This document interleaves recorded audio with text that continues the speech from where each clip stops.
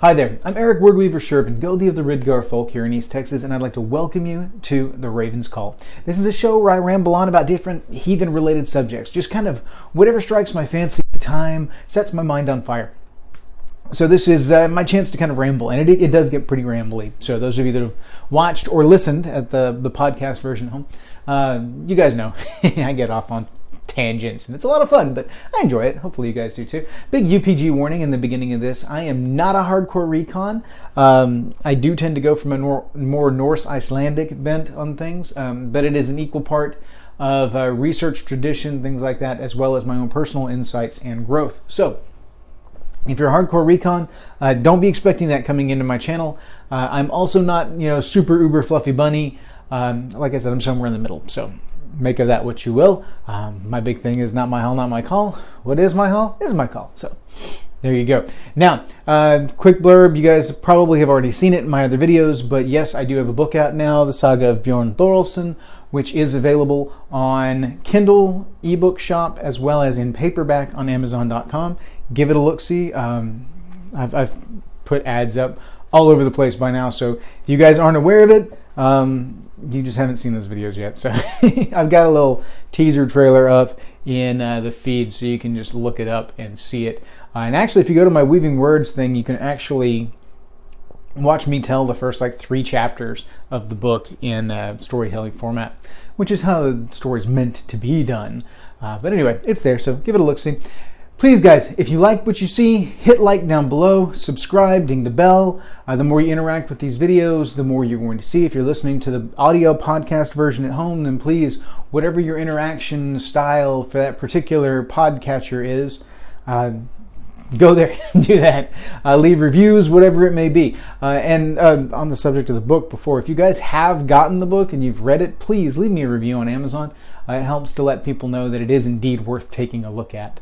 Otherwise, they don't look at it because it's like, it's only got 1 review. It can't be. Anyway, you get it. Anyway, on with the show. Today, I wanted to talk a little bit about, because I've talked about some magical workings in the past. We're still going to be kind of in the woo-woo area of things, and I've talked about some different traditions in the past of divinatory work and of magic practices. And I kind of wanted to revisit some of that a little bit in one specific one, just to kind of give a look-see. If you will look at the particular tradition of Utsitting. Now, Utsitting, or Outsitting, is a tradition that we see in some of the sagas, specifically the sagas, more than the, I don't recall if it appears in the Eddas, but Utsitting that's the Norse for it, outsitting, sitting out, is a really kind of neat tradition. It's a really kind of neat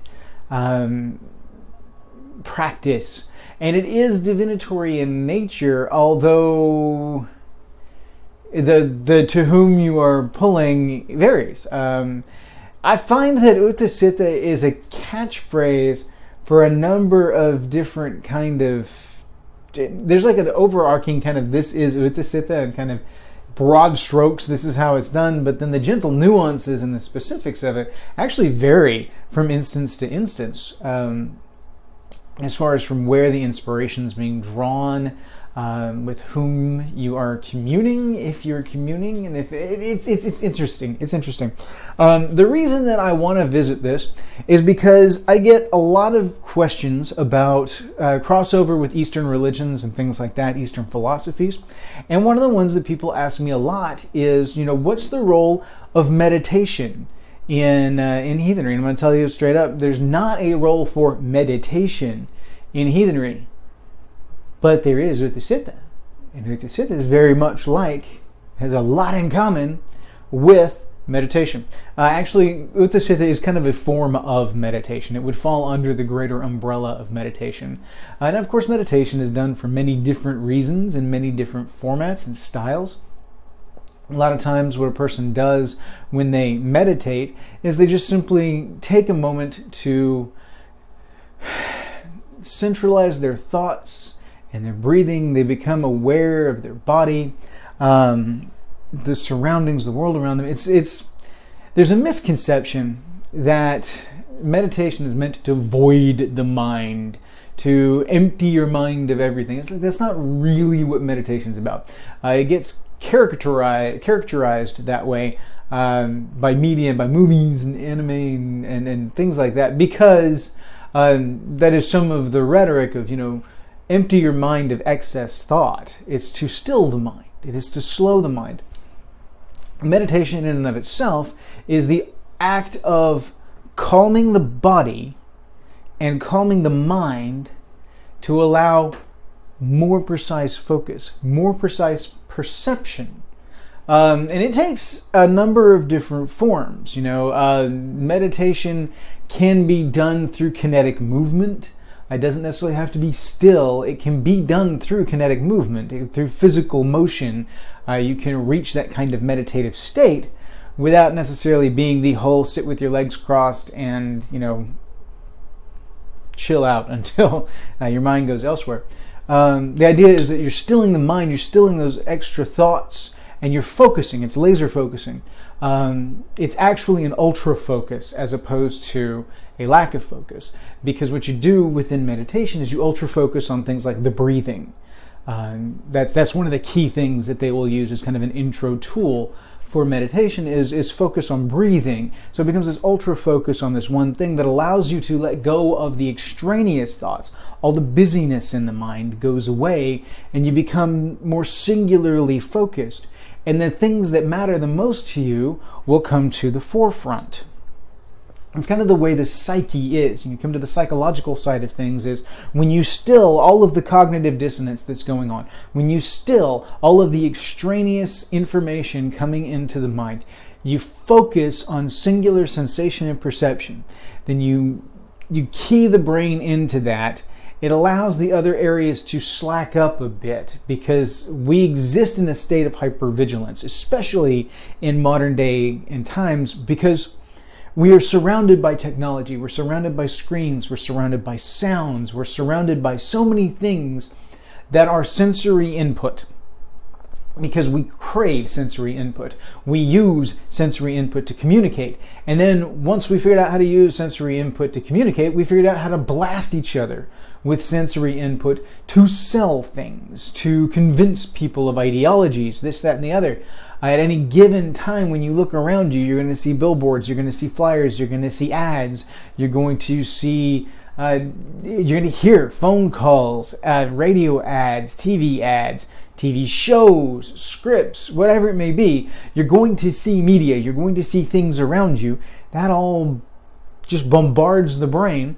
And so we're not in a point where we were like a few hundred years ago before a lot of this was going on and before we existed in such a busy environment where the stilling of the mind was a normal thing. You could, a lot of guys will understand this. When you go out and work, and this is to come back to the whole kinesthesiology aspect and the kinetic energy also utilized as a meditative tool, you reach a state of mind that is very meditative in nature when you go out and do something that is physical exertion, requiring focus, but not a lot of deep thought. So something, say, like splitting wood, which was a common one as a kind of meditative tool for a lot of guys. You go out and you split wood. It takes focus. It takes a lot of focus. Otherwise, you're going to cut your leg off. You need to set the board right and set the log right. You need to hit it just right with the right amount of force. Otherwise, you're going to have to get the hammer and the splitting maul and take it down. But it's something with measurable results. It's something with clear-cut boundaries. And so it's not abstract. There's no abstraction to it. It's very concrete, very repetitive, exerting physical energy, but still allows the mind to turn off all the extra crap that's going on and hone in on what's actually bothering you. So a lot of guys, when we go out and work, when we go out and dig a ditch, we go out and split wood, we want to go hammer nails into a board on a deck. Part of the reason we pick menial repetitive labor is because it shuts off the rest of the mind. You guys know this. This is a meditative tool. Promise, guys, I'm getting back to it. It all comes full circle. Okay, so this is a meditative tool. It's a tool to kind of shut off the extraneous elements, to allow some focus. Now, more traditional forms of meditation, of course, include things like sitting in a relaxed position, focusing on your breath, focusing on maybe some imagery or sound input, but usually a singular focus so as to allow those extra areas of the brain to kind of relax and to hone in on one specific thing. Once you've honed in that laser focus on a subject, on a sensation, on whatever, then you can freely let your mind start to wander a little bit. And when you do that, and you follow the flow of where your mind wants to go, what you've done is you've shut off a bunch of the noise, and then you've started to kind of drift down the river, and you're going to see where this current follows, because that's where your mind needs to go. Those are things you need to process from a psychological standpoint. Divinatory-wise, this is also a point where you are relaxing your mind to a point that you can actually be more perceptive to flows in weird, flows in energy. Anybody that does divinatory work will be able to tell you there's kind of an altered state of mind that you need to reach in order to be able to do good, effective divinatory work. Some people just naturally slip into it with very little effort. Some take a little bit more preparation, a little bit more ritual to achieve that state. Some go deeper into that state. Some people kind of shallowly dip into it, but still have certain effects and certain results. So this is an element of reaching that mental state. Meditation is a form of getting there, of getting to that altered state of mind that allows for heightened perception and heightened understanding. It, like I said, shuts off the extra stuff and allows more of the instinct of the brain to kick in. You use more of these massive faculties that you have going on in there on the subject at hand, because you put down all the extra irons for a little bit. So, you know, it comes in many different forms and different shapes. That's why I was saying, you know, physical exertion or more classical meditation, as it were, meditation. And so I don't necessarily like to use the term meditation for it, because at its essence, at its core, the why, the what it is, meditation itself is like a specific form of reaching this altered state of consciousness, of reaching this mind state. And that's very Eastern philosophy kind of focus, but it's not specific to Eastern philosophy. You know, like I was talking about the physical use of things like splitting wood and things like that. That's not technically meditation. Meditation is the technique that leads to the stillness, calmness, and everything. But what it is shutting off the extraneous to reach that altered state of mind. Hunters do this when they're out hunting. They hit that stillness, that quiet point, where their perception shifts, where they shut off all the extraneous, and they can see the little movements, they can hear the rustle of the leaves that they would not normally be able to hear. I see this somewhat as tapping into the Fera soul, as well as stilling everything in the mind, and bringing a lot more of those faculties to bear at the same point. It's an interesting alignment. In the subject of like the axis mundi kind of thing, you're aligning things in such a way that things just kind of flow naturally, and you get rid of some of those obstructions. That doubles into some of the chakra work and things like that. If you really want to get out there and in woo-woo land, that's all for later. Different videos. But yes, meditation as a technique is very effective. But ultimately what we're coming down to again is that altered state of consciousness. If you ever read The Wheel of Time by Robert Jordan, he speaks in, especially in archery, about the flame and the void, wherein you take all of perception, everything, all of the visual stimuli, everything you have, you focus on one little candle, and then you pour all of everything into that candle. Let it consume all of your perceptions of the world around you till there's nothing left but the flame and the void around you. And what that is a metaphor, so it's a visualization really, for this altered state of consciousness and reaching this point. That is what meditation is all about. That is what reaching that zone in physical exertion is all about. Cyclists love it because they get out and ride for hours and hours and hours on end, and they hit a zone. Kind of like runners that hit their runner's high. Same kind of thing. You hit that point of altered state of consciousness. That's when you achieve the candle and the flame and the void aspect. So there's kind of a little fantasy nod there for the Wheel of Time buffs. But that is in and of itself a form of meditation. For those that are listening at home on the podcast, I'm doing the air quote thing because it's not truly medication. Medication. It's not truly meditation in that specific sense. It's kind of like, it's a semantics battle, kind of like with the subject of shamanism, because if you're not specifically speaking about, I think, what is it, Sami shamanism, then you're not really talking about shamanism per se. Now, there are shamanic elements to things. If you take shamanism away from the specific cultural reference that it is tied to and use it in a more broad vernacular term, a catch-all phrase to encompass similar thematic elements to the cultural reference that it originated from, this enters the colloquial vernacular and becomes an acceptable definition of the word. It's a connotation versus a denotation. I know I just went way word geek on you guys. I'm sorry. In essence, shamanism is only shamanism if you were speaking about the specific cultural reference of shamanism. However, everybody and their dog in the world around you, unless they're being pedantic and arguing just to be an ass, will understand if you talk about shamanic elements to something, because there are certain traits that we understand to be shaman-like that exist cross-culturally, and we're using a common term known and accepted by others to kind of define that. So meditation is kind of the same way. You've got this common term that we all understand refers to this general calming and reaching the altered state of consciousness, but it's not truly meditation. Okay, so now back to our point at hand.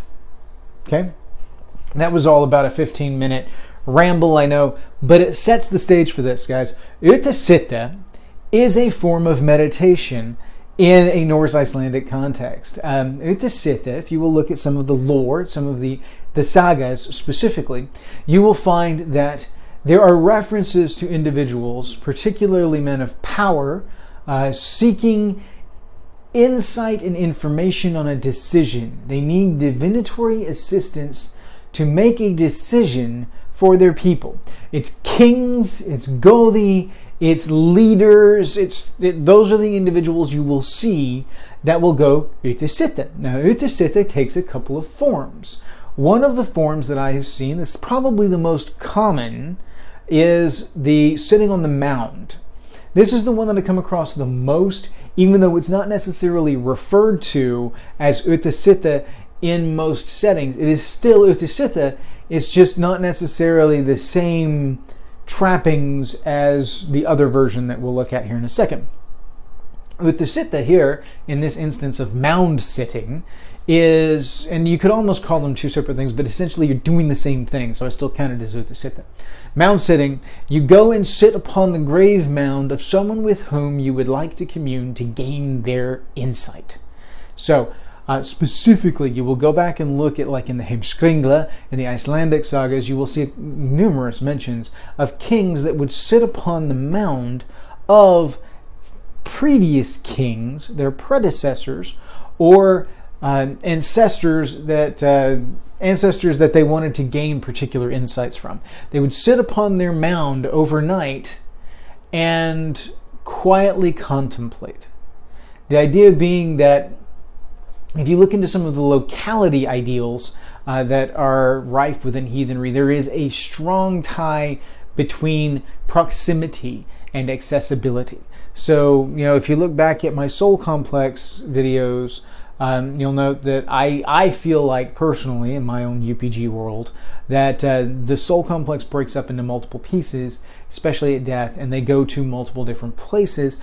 Part of that is the Lich and some of the soul elements that remain with the Lich here in the physical world that return to the earth, that return to Midgard, that are recycled and reused within the realm of physical material, while our spiritual elements are reabsorbed and reused in the realm of spiritual materials. So we are here, And when we bury someone, a strong focus of their soul energy is there. It creates an anchor point where the soul elements are drawn back to it because it's still part of them. So it makes connection across to the spiritual side much easier. Plus, the grave itself is the doorway to the underworld through which they have passed to reach the other side. It is a permeable membrane, so it is, again, that gateway, that threshold. Permeable membranes. Threshold magic is a thing because of permeable membranes, because a threshold is a form of a permeable membrane. So this is a permeable membrane. It is the location of the remains. It is a strong soul tie, specifically here. And so, by being there, by seeking a connection at that physical location, you facilitate the connection. And now, this is a more developed and abstract kind of way of thinking about it than, say, our ancestors would have. When one of the kings of yore sat down on the hill, all he was thinking was, I'm going to go sit and talk to the previous king, and I'm going to see what he can give me. I'm going to go sit and get some luck from him. I'm going to go sit and get some insight, hear his voice. Because here's the thing, they didn't necessarily think of things in the minute, abstract ways that we might hear. Because we are trying to fully understand a worldview that was inherent to them. It was innate. It was natural. So they didn't need necessarily to break down why they did every single little thing they did. It's just how they did it. And it made sense to their brains because they were enculturated that way. We're still very early into the enculturation process and the rebirth of heathenry.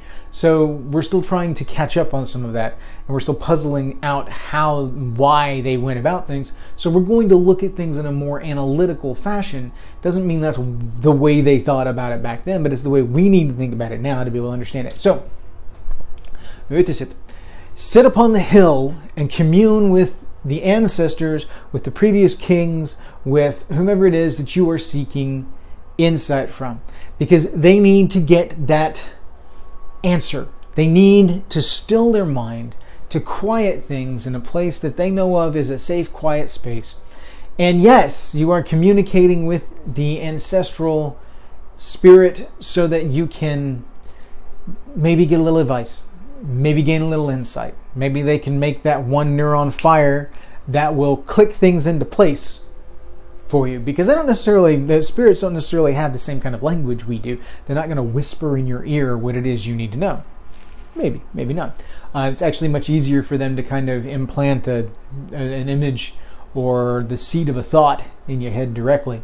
Because the ephemeral deal better in the realm of the ephemeral than in the realm of the concrete. It's harder for an ephemeral spirit to have a concrete communication style.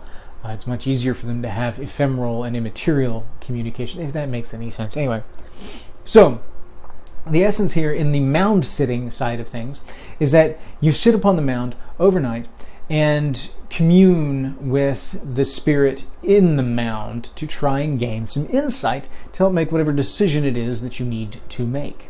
And it did largely seem to be tied around royalty making specific decisions. Like they didn't really know where to go with something, so they went to talk to the previous king to gain insight. Now sometimes they would do it just to get luck as a blessing kind of thing. It's kind of a sitting vigil sort of thing in that element, a communion. But most of the time it was specifically to seek some kind of answer.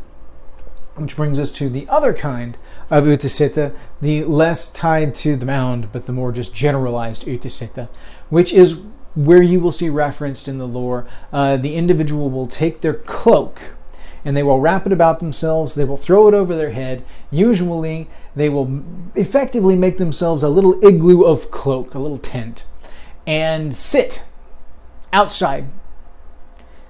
Weird elements, whatever. Sometimes it can be done inside, but what they have done is they have created this cone out of the cloak, and they have taken themselves out of the world. They wrap up, they scrunch down, and they think. And they sit and they think and they think and they think. Now, this specific practice you will see referenced in a number of different sagas. I can't remember the name of the saga specifically, but this is one of the ones that was referenced specifically in the decision of Iceland adopting Christianity as the official religion, because the individual goes out and he does the Utsitting. He wraps up in the cloak and then thinks it out, and then comes back after he's been Utsitting, won't eat, won't drink kind of thing. And then he comes back from it and he's made his decision and he tells everyone. So this is this is a specific kind of take on this, but it is no different whatsoever from individuals who will do steam baths to do vision quests, who will do fire gazing to do vision quests, to get insight, those that will sit and fast for extended periods of time to gain insight. You know, all of these things where we seek to connect ourselves to the other side. Most of the time, when we're doing one of these kind of rituals, what we're trying to do is access the other side. We want to access the other side of the veil, the realm of the dead, because the ancestors have more answers for us. They're watching us. They've already done it before. They see things that we don't see from the other side, so we seek their guidance. We seek luck from them. We seek insight. So Utsitting largely is used to commune with ancestors, hence why the mound sitting thing is so specific. You want to make yourself as near to the other side as you can, and the best way you can do that with mound sitting is to sit upon the freaking doorway that connects the two worlds, you know? Now with this one, the cloak wrapping, what they're doing is the cloak creates a cone of silence, as it were. It's not really a cone of silence because obviously you can still hear through the fabric of the cloak. I don't care how thick it is. You can still hear through it, but it will muffle some. What it does, though, is it creates a cone of darkness. It reduces the visual input, and it makes it feel within the mind. You create a boundary, you create a world within the world, and this world is your own. And it becomes a sensory deprivation world because you focus and create the void within that little boundary. And so the cloak becomes, the inside the cloak becomes the void, wherein you can be focused and you can shut out the rest of the world and you can focus on what it is you need to think about and what you need to talk about. And so I know a lot of people will utilize this kind of Utsitting to gain insight by stilling the mind and kind of reaching this point by cutting away a lot of the sensory extraness and then letting their mind wander till they get the answer. Now, there's a number of influences as to why they get the answer. It could be influence from the ancestral spirits that are reaching in and touching the mind and giving them some kind of insight. It could be simply that by calming the mind and allowing it time to flow organically and naturally, they're simply yielding more of their own gift, which is inherited from their ancestors, so it's still ancestral inspiration. But they're using their own gifts, their own intuition, their own deduction in a more effective space. You know, it's they've honed the machine to a point where it just works better and therefore turns out better information. So they're using their mind and their tools. It could be that they are getting some influence from Vatir spirits around them.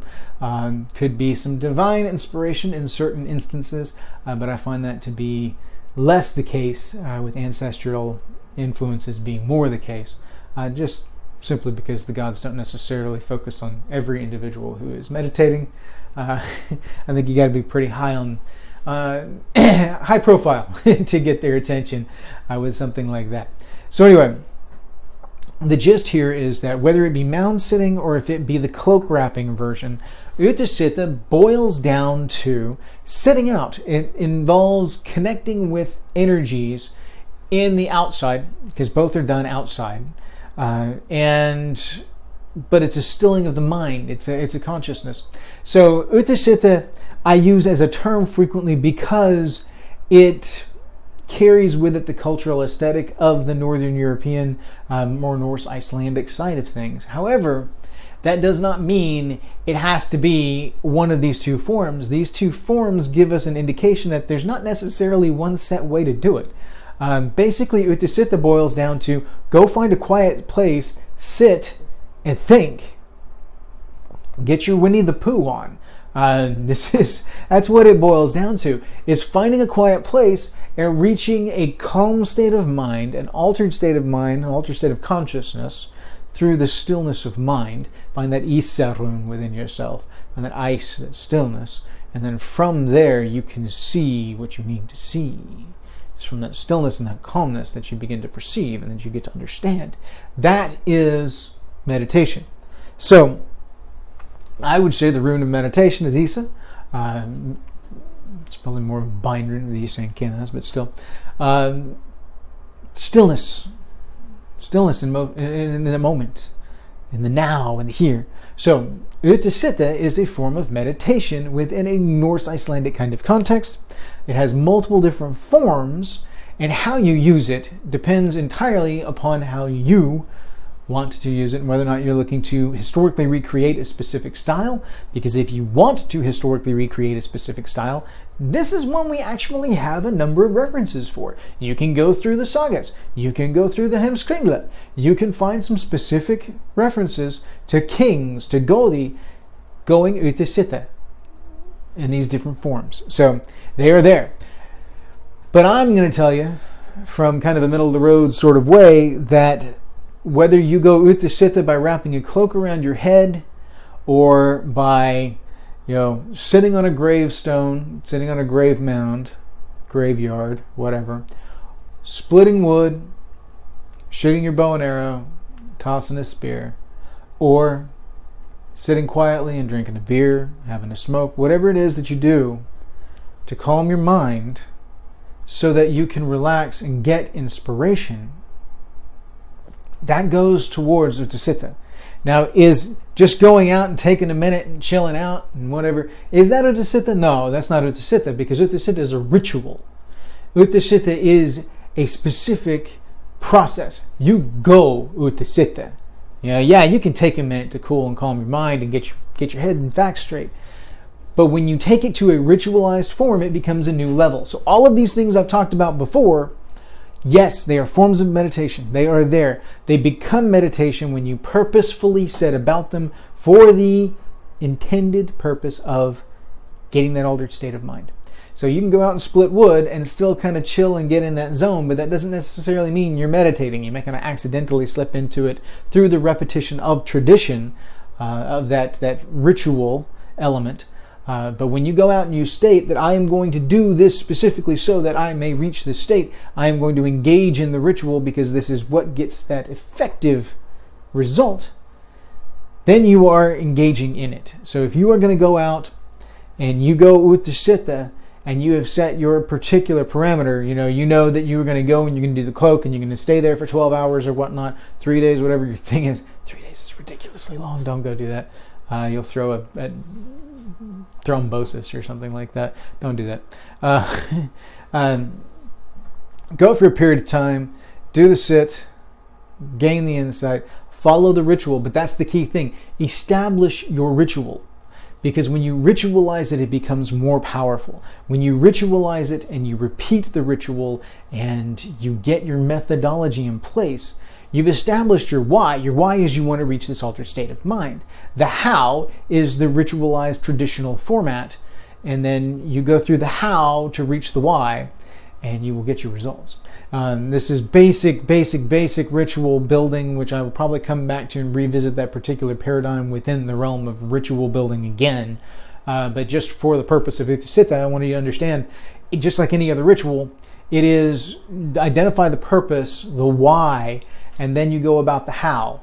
The how is less important than the why, as long as the how gets you to the why.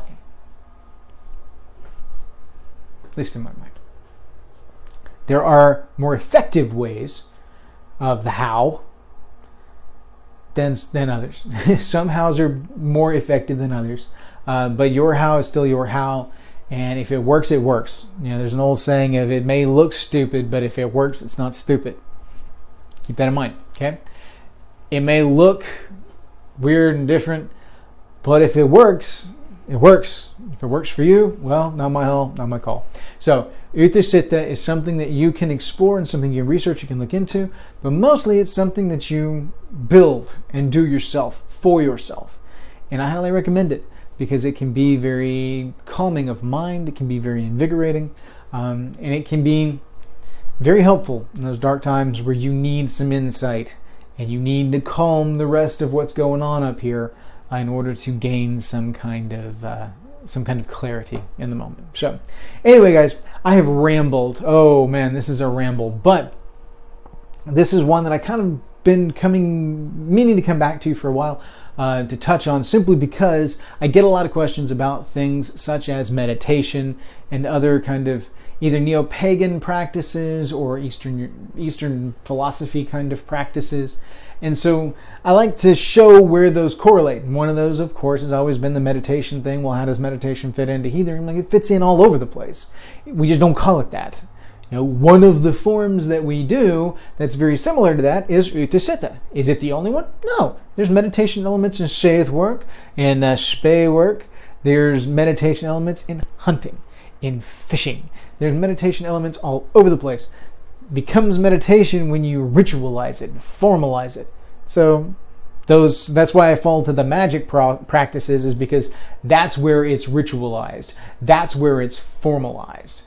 And yeah, that's why it becomes meditation per se, as opposed to just a calming and stilling of the mind through, something like fishing. Or again, it's repetitive, ritualized motion, but it's not done purposefully to reach that state.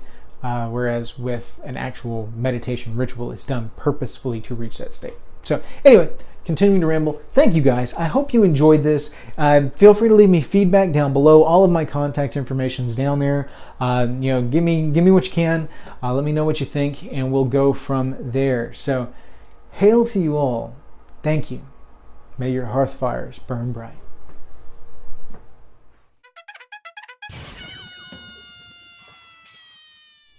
We'll give this a shot. Maybe. We'll see. I'm going to try doing something on... Oh crap, what was I going to talk about?